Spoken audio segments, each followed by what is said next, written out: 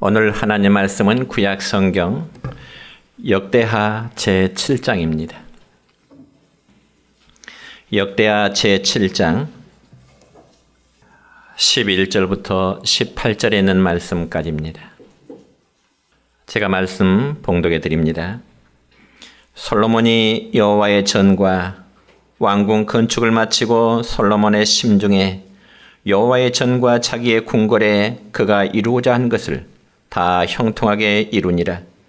밤에 여호와께서 솔로몬에게 나타나사 그에게 이르시되 내가 이미 네 기도를 듣고 이곳을 택하여 내게 제사하는 성전을 삼았으니 혹 내가 하늘을 닫고 비를 내리지 아니하거나 혹 메뚜기들에게 토산을 먹게 하거나 혹 전염병이 내 백성 가운데 유행하게 할 때 내 이름으로 일컫는 내 백성이 그들의 악한 길에서 떠나 스스로 낮추고 기도하여 내 얼굴을 찾으면 내가 하늘에서 듣고 그들의 죄를 사하고 그들의 땅을 고칠지라. 이제 이곳에서 하는 기도에 내가 눈을 들고 귀를 기울이리니 이는 내가 이미 이 성전을 택하고 거룩하게 하여 내 이름을 여기에 영원히 있게 하였음이라. 내 눈과 내 마음이 항상 여기에 있으리라. 내가 만일 내 앞에서 행하기를 내 아버지 다윗이 행한 것과 같이 하여 내가 네게 명령한 모든 것을 행하여 내 율례와 법규를 지키면 내가 내 나라 왕위를 견고하게 하되 전에 내가 내 아버지 다윗과 언약하기를 이스라엘을 다스릴 자가 내게서 끊어지지 아니하리라 한 대로 하리라. 아멘.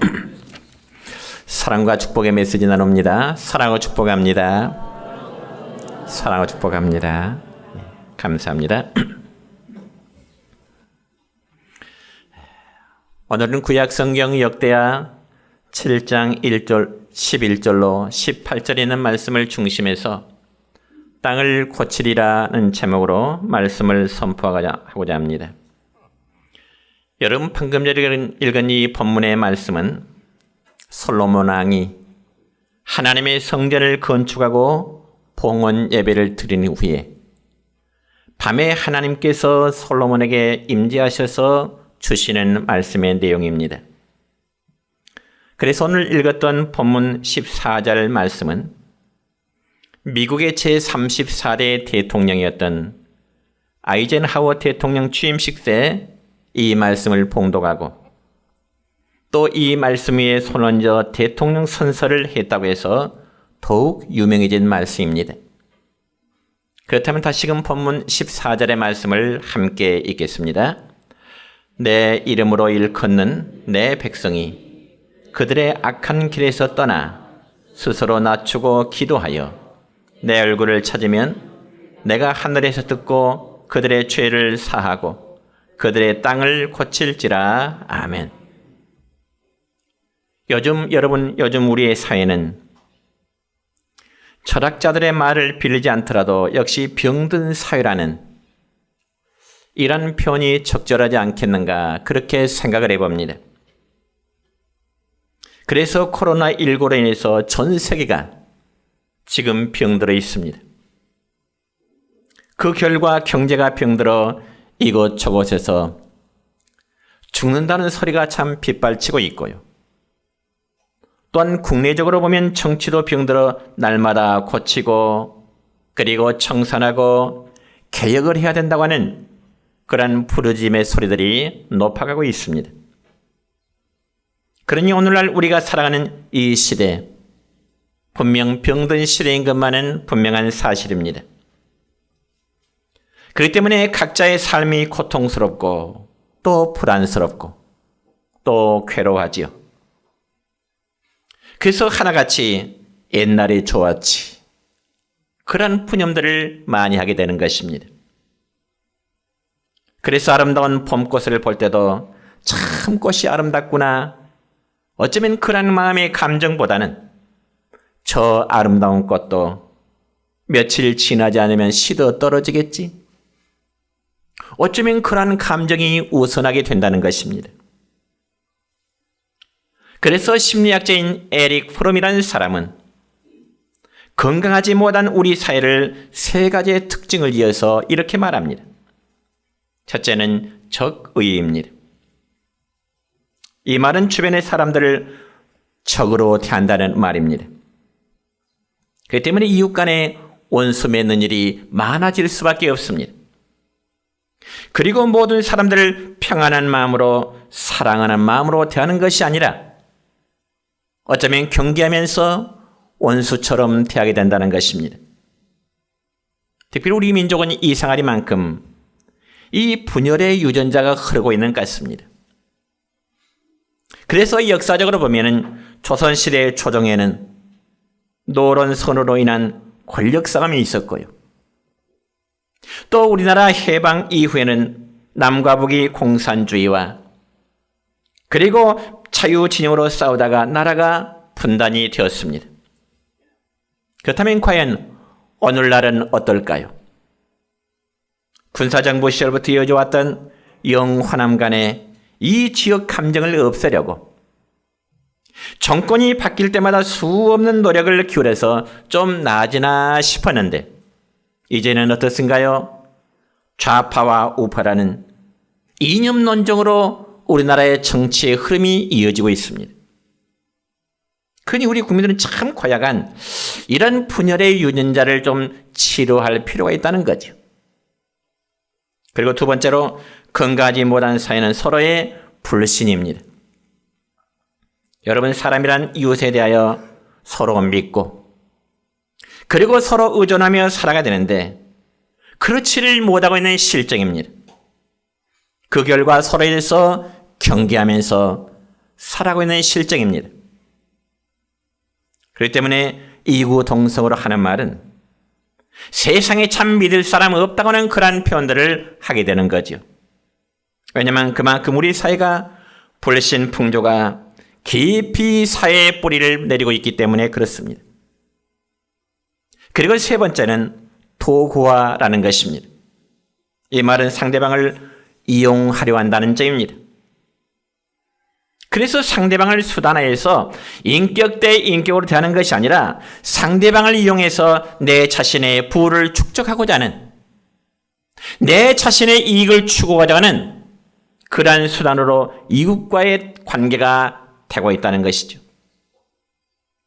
그래서 사람을 친절하게 대하는 것도 진정한 친절이 아니라 어쩌면 장사 속 때문이 포함될 수도 있는 것입니다. 특별히 도시 교회 보면은 좀 규모가 큰 교회는요, 교인이 많아서 아마 장사하는 데 도움이 되지 않을까. 어쩌면 그런 생각으로 교회를 이곳저곳으로 옮겨다니면서 신앙생활하는 그런 교인들도 없지 않아 있습니다. 그러니 무엇이든지 수단하려는 생각으로 가득 찬 병든 사회. 이것이 오늘날 우리의 현 주소가 될 수 있는 것입니다. 그렇다면 이 같은 세상을 우리는 어떻게 치료할 수 있을까요? 오늘 본문의 말씀에 귀를 기울이며 하나님의 음성을 듣는 중에 치료의 역사가 이 땅에 가득히 임하기를 축원합니다. 첫째는 문제원이 무엇인가를 알아야 하는 것입니다. 여러분, 구약성경 창세기 3장의 말씀을 보면 아담이 에덴 동산에서 하나님이 금하신 그 선악을 알게 한 열매를 따먹음으로 인해서, 즉 죄를 범했을 때 하나님께서는 아담에게 이런 말씀하십니다. 창세기 3장 17절과 18절의 말씀이죠. 시작. 아담에게 이르시되 내가 내 아내의 말을 듣고 내가 네게 먹지 말라 한 나무의 열매를 먹었은즉 땅은 너로 말미암아 저주를 받고 너는 네 평생에 수고해야 그 소산을 먹으리라. 땅이 네게 가시덤불과 엉겅퀴를 낼 것이라. 아멘. 뿐만 아니라 창세기 4장에 보면 또 가인이 동생 아벨을 죽이는 무서운 죄를 지었을 때 하나님은 가인에게 또 이런 말씀을 주시는데요. 창세기 4장 11절과 12절의 말씀입니다. 시작. 땅이 그 입을 벌려 내 손에서부터 내 아우의 피를 받았은즉 내가 땅에서 저주를 받으리니 내가 밭을 갈아도 땅이 다시는 그 효력을 내게 주지 아니할 것이요 너는 땅에서 피하며 유리하는 자가 되리라. 아멘. 그러니까 이 두 구절의 말씀을 보면은 첫사람 아담의 범죄로 인해서 이 세상에는 그의 자손에 이르기까지 하나님의 저주가 임했음을 말씀하고 있습니다. 즉 그 아들 가인이 죄를 범했을 때도 하나님은 이 땅을 저주하셨다 그 말이죠. 여러분, 인간의 범죄로 말미암아 우리들의 삶의 터전인 이 땅은 하나님의 저주를 받게 된 것이죠. 그러므로 그 결과 우리가 방금 전 읽었던 창세기 4장 12절의 말씀 보면 네가 밭을 갈아도 땅이 다시는 그 효력을 내게 주지 아니할 것이요 너는 땅에서 피하며 유리하는 자가 되리라 이렇게 말씀하십니다. 그럼 여러분 정치도요. 정치를 하는 사람들의 죄 때문이요. 경제도 돈을 가진 사람들의 죄 때문이요. 우리 가정의 문제도 가족 구성원의 죄 때문에 가정도 어려움이 임하게 되는 것입니다. 그러니까 죄는 도덕성이나 그리고 윤리성을 뛰어넘어 영적인 문제라는 사실입니다. 특별히 하나님께서는 이 우주 지상의 모든 창조를 하신 이후에 하나님은 아담과 하와에게 창조물에 대한 이름을 짓고 너희들이 창조된 세계를 다스리도록 말씀하십니다. 이 점에서 우리는 구약성경 창세기 1장 28절의 말씀 보면 이렇게 기록됩니다. 시작. 하나님이 그들에게 복을 주시며 하나님이 그들에게 이르시되 생육하고 번성하여 땅에 충만하라. 땅을 정복하라. 바다의 물고기와 하늘의 새와 땅에 움직이는 모든 생물을 다스리라 하시니라. 아멘. 그러므로 하나님께서 창조하신 창조의 세계 속에서 아담과 하와로 하여금 너희가 생육하고 그리고 정복하고 그리고 다스리라는 이 축복의 조건은 하나님과 인간이 정상적인 관계에 있을 때만 가능할 수 있는 것입니다. 그래서 우리 영이 하나님과의 바른 관계에 있을 때만 만물은 인간에게 복종하고 그리고 인간을 돕게 되는 것입니다. 이게 바로 창조의 본래의 목적인 것이죠. 그러면 여러분, 인간 개개인의 범죄는 자연히 인간을 원수로 대하게 되었습니다. 인간과 자연의 관계가 상생의 관계가 아니라 인간의 범죄 이후로 땅은 하나님과 그리고 자연과 인간과의 관계가 보복의 상태로 바뀌어져 버렸다는 것입니다. 여러분, 하나님 창조하신 자연의 세계는요, 하나님께서 인간에게 주신 최고의 선물이라고 저는 그렇게 한번 표현해보고 싶습니다. 그러므로 인간은 자연의 세계를 다스리고 그리고 정복하면서 살아가야 될 그런 귀한 존재였습니다. 그렇지만 인간의 범죄는 하나님의 거룩한 창조의 질서를 파괴시켜버린 것입니다. 그 결과 이 땅에는 인재도 많지만 사람들의 힘으로는 어찌할 수 없는 천재의 지변들이 종종 일어나고 있습니다. 여러분이 인재라면 몰라요. 그러나 천재의 지변은요, 인간들 앞에 인간들이 무기력할 수밖에 없습니다.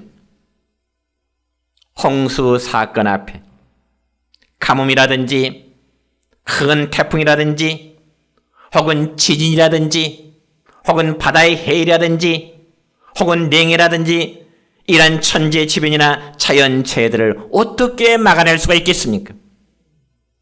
한마디로 속수무책입니다.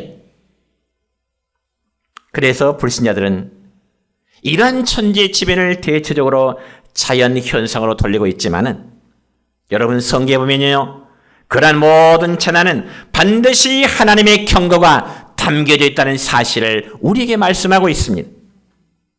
그렇다면 천재지변으로 인한 자연현상을 우리가 당할 때 특별히 하나님의 사람들은 어떠한 자세를 취해야 될까요? 이 점에서 다시금 오늘 본문 14절의 말씀을 다시 한번 생각하면서 이 말씀을 읽습니다. 시작. 내 이름으로 일컫는 내 백성이 그들의 악한 길에서 떠나 스스로 낮추고 기도하여 내 얼굴을 찾으면 내가 하늘에서 듣고 그들의 죄를 사하고 그들의 땅을 고칠지라. 아멘. 그러니까 누구든지 천재 지변의 재앙을 만나거든 가장 먼저 하나님 앞에서 악한 길에서 떠날 것을 공고하는 말씀입니다. 왜냐하면 이러한 재난은요, 대체적으로 죄에 대한 하나님의 징벌이라는 것이 바로 성경의 통념적인 사상이기 때문에 그렇습니다. 여러분, 특별히 사람이란 몸과 정신과 그리고 영으로 창조되었습니다. 또 어떤 분은 육체와 영혼 두 가지도 구분할 수 있습니다. 그래서 우리의 영은 하나님의 지배를 받게 되고요. 우리의 정신은 영의 지배를 받게 되고요. 우리의 몸은 바로 정신의 지배를 받게 됩니다.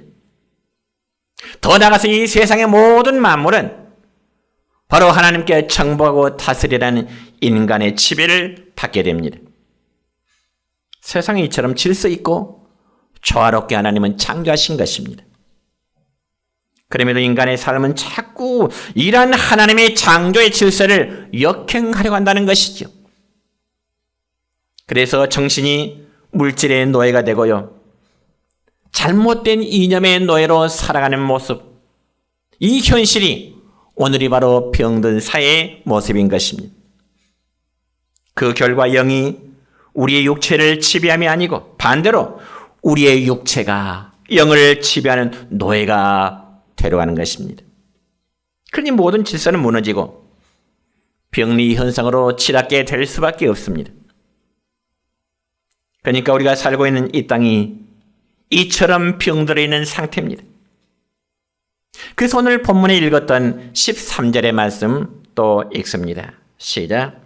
내가 하늘을 닫고 비를 내리지 아니하거나 혹 메뚜기들에게 토산을 먹게 하거나 혹 전염병이 내 백성 가운데 유행하게 될 때에 아멘.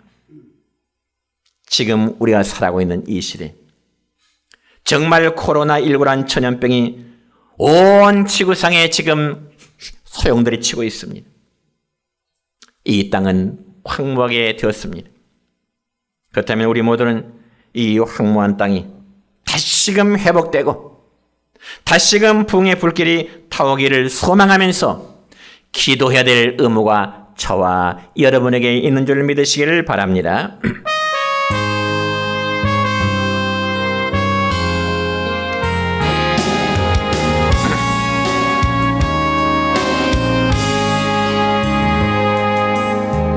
이 땅의 황무함을 보소서.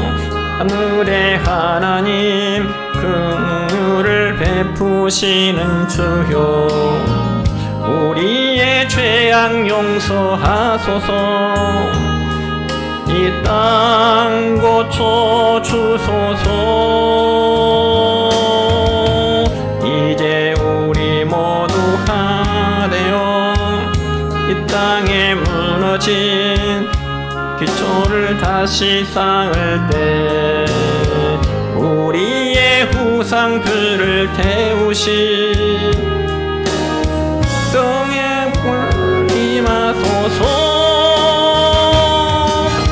부흥의 불길 타오르게 하소서. 진리의 말씀 이 땅 새롭게 하소서. 은혜의 강물 흐르게 하소서. 바람 이제 불어와. 오 주의 영광 가득함 새날 주소서. 오 주님 나라 이 땅에 임하소서.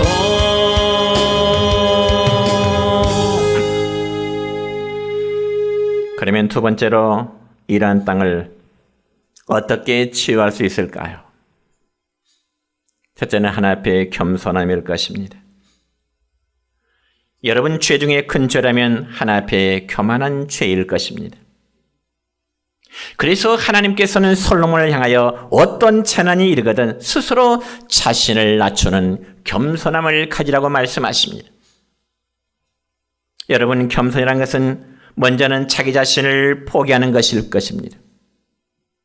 반대로 상대방을 높이는 것이 하나님 앞에서나 사람 앞에서 겸손함의 자세인 것입니다.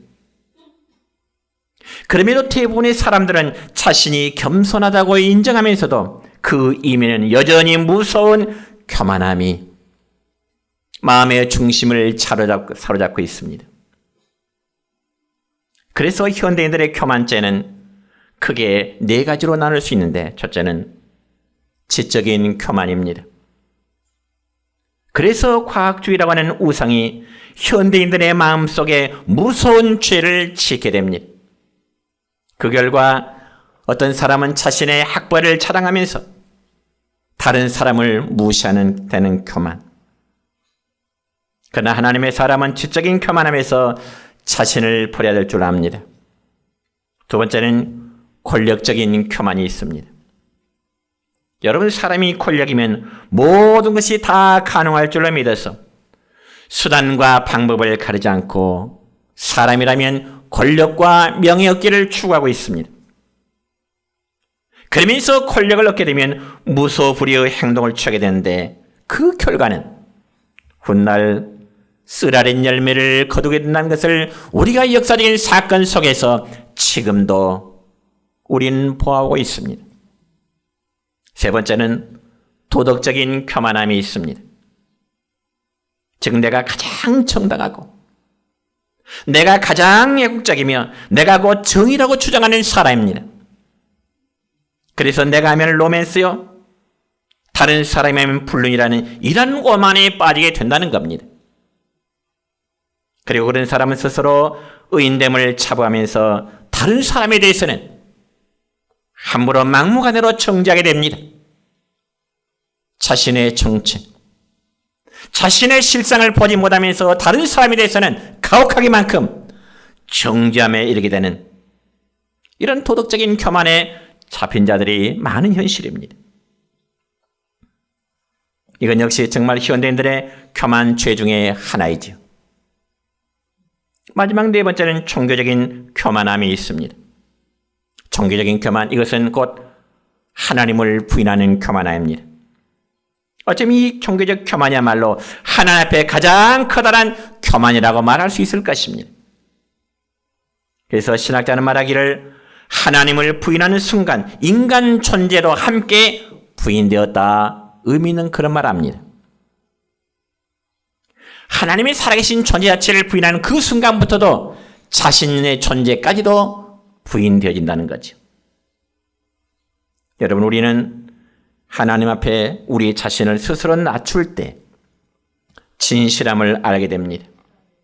그런 반면에 교만한 자는 나를 높이면서 내 모습을 잊어버리게 됩니다. 그러면서 어리석음을 범하게 되죠. 그럼 우리는 모든 책임을 스스로 질 줄 알아야 되죠. 그래서 모든 것이 나 때문이고 내 죄 때문이고 내 잘못이라는 사실을 시인할 수 있어야 됩니다. 그게 바로 겸손이고요. 여러분이 하나님 없이는 살 수 없는 진실된 우리의 모습을 하나 앞에 보이시기를 축원합니다. 두 번째로 이 땅을 치유할 수 있는 방법은 하나님의 얼굴을 찾는 것입니다. 여러분, 아이들이요, 밖에서 놀다가 어떤 문제가 생기면 아이들은 엄마를 찾습니다. 엄마를 찾아요. 그럴 때 엄마는 아이들이 부를 때 밖에 나가서 아이들의 문제를 해결해 주곤 하지요. 여러분, 또다시 14절의 말씀을 또 읽습니다. 시작. 내 이름으로 일컫는 내 백성이 그들의 악한 길에서 떠나 스스로 낮추고 기도하여 내 얼굴을 찾으면 내가 하늘에서 듣고 그들의 죄를 사하고 그들의 땅을 고칠지라. 아멘. 이 말씀은 하나님께서 솔로몬 왕을 향하여 솔로몬아, 네 나라가 어떤 천안에 이르거든 당신의 얼굴을 찾으라, 내 얼굴을 찾으라. 하나님은 솔로몬에게 그렇게 말씀하십니다. 물론 이때 하나님의 얼굴이란 상징적인 의미지 사람처럼 하나님의 얼굴이 생겼다는 그런 의미는 결코 아닙니다. 왜냐하면 하나님은 영적으로 존재하시기 때문에 결코 인간의 육으로는 하나님의 존재하심을 바라볼 수가 없습니다. 그래서 이 구약성경 이사야 55장 6절의 말씀 보면 이런 말씀이 있습니다. 시작. 너희는 여호와를 만날 만할 때 찾으라, 가까이 계실 때 그를 부르라 하며. 그러니까 우리가 여호와 하나님의 얼굴을 찾으라는 말씀은 하나님을 부르라, 하나님을 만나라, 하나님을 향하여 간절한 심정을 가지라, 그런 의미입니다. 그러니까 우리가 하나님을 찾는다는 그 자체는 곧 모든 문제의 해답이 이루어질 수 있다 하는 사실을 믿으시기 바랍니다. 다시금 본문 14절 하반절의 말씀을 보니 내 얼굴을 찾으면, 이 말은 성들이 하나님께 기도하면, 하나님께 간구하면 어때요? 그 다음에 내가 하늘에서 듣고 그들의 죄를 사하고 그들의 땅을 믿습니까? 우리가 기도하면 하나님은 하늘에서 듣는다고 말씀하시네요. 우리의 죄를 잡아가면 하나님 우리의 죄를 용서하신다고 말씀하시네요. 그리고 이 땅을 다시금 하나님이 어떻게 해요? 고칠지라, 땅을 고칠지라 말씀하십니다. 물론 여기 땅을 고친다는 의미는 용서받은 하나님의 백성들에게 주어지는 거대한 축복 중에 하나인 것입니다. 여러분, 인간의 의식주를 비롯한 전반적인 생활은 어쩌면 우리는 땅, 토지에 의존하고 있다고 해도 과언이 아닙니다. 그러므로 하나님은 종종 땅을 통하여 축복과 저주를 내리시기도 합니다. 믿습니까? 하나님은 땅을 통해서 때로는 축복, 때로는 저주를 내리시기도 해요. 그래서 우리 주님도 산상보훈에서 온유한 자는 복이 있나니, 그 다음 뭐죠? 땅을 기업으로 받을 것이라 말씀하십니다. 그러기 위해서 우리는 여호와 하나님의 얼굴을 찾는 우리 모두 되시기를 주님 이름으로 축원합니다. 세 번째로 이 땅을 치유할 수 있는 방법은 성경에 보니까 너희들이 악한 길에서 떠나고 기도하라 말씀하십니다. 여러분, 여기 악한 길에서 떠나라 하는 말씀은 회개와 결단을 촉구하는 말씀입니다. 다시 말씀드려 하나님과 상관없이 살아온 우리 지난날의 삶의 태도를 이제는 고쳐야 된다, 그런 뜻입니다. 그리고 나태하고 안일했던 신앙의 자세를 버려야 되고, 또한 나쁜 삶의 습관과 자리에서 일어나라는 것입니다. 그렇다면 이 시간 우리 모두의 모습은 과연 하나님 앞에 어떤 모습일까요? 아직도 믿지 않을 당시에 나쁜 습관에 처져 있는 그러한 상태는 아닐까요? 아니면 수십 년 동안 우리의 신앙생활을 하면서 아직까지도 하나님이 기뻐하는 나의 모습으로 변화되지는 않았는지, 그리고 끊어야 할 것을 끊지 못한다든지, 그리고 절제해야 될 것을 절제하지 못한다면 성경에서는 그런 일이 악한 일이라 그렇게 말씀해요. 그래서 그런 자는 하나님의 성전에 나와 하나님의 얼굴을 찾으라. 그리고 마음의 겸손함 가지고 하나님께 기도할 것을 말씀합니다. 그리할 때 내가 너희를 고쳐주리라고 약속하십니다. 오늘 본문 15절의 말씀 읽습니다. 시작. 이제 이곳에서 하는 기도에 내가 눈을 들고 귀를 기울이리니 아멘. 내가 이곳에서 하는 기도에, 성도들이 하나님의 교회에 사는 기도에, 눈을 들고 기울이신다. 하나님 왜 성전에서 기도하도록 말씀하실까요? 이 점에서는 오늘 본문 16절의 말씀에 이렇게 답을 하고 계십니다. 16절 시작. 이는 내가 이미 이 성전을 택하고 거룩하게 하여 내 이름을 여기에 영원히 있게 하였음이라. 내 눈과 내 마음이 항상 여기에 있으리라. 아멘. 그러니까 하나님의 성전인 이 예배당에 하나님의 눈과 마음이 지금 집중되어 있다, 그렇게 말씀하시네요. 하나님의 눈과 하나님의 귀가 이 하나님의 거룩한 성전에 집중되어 있기 때문에 너희는 성전에 나와서 여호와를 얼굴을 찾으라. 내게 기도하라.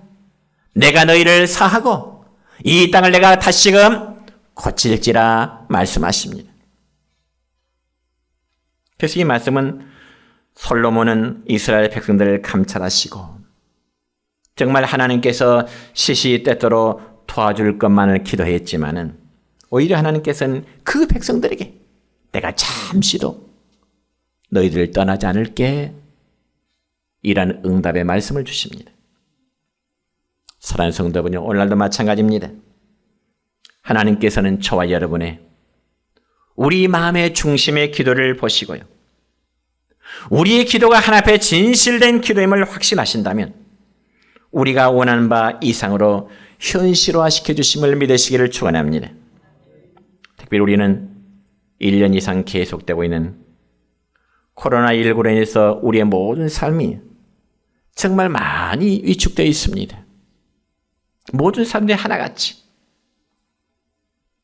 그러한 현실은 비단 우리나라뿐만 아니라 전 세계적인 재앙으로 볼 수 있겠죠. 그렇다면 이러한 재앙은 결코 우연한 일이 아니요, 마지막 때를 향한 분명한 하나님의 뜻이 있는 줄 믿습니다. 그럼 우리는 이 시대의 어려움을 위해서 땅이 회복되어 고쳐지기를 항상 기도하는 우리 모든 성도들 되시기를 주님의 이름으로 축원합니다.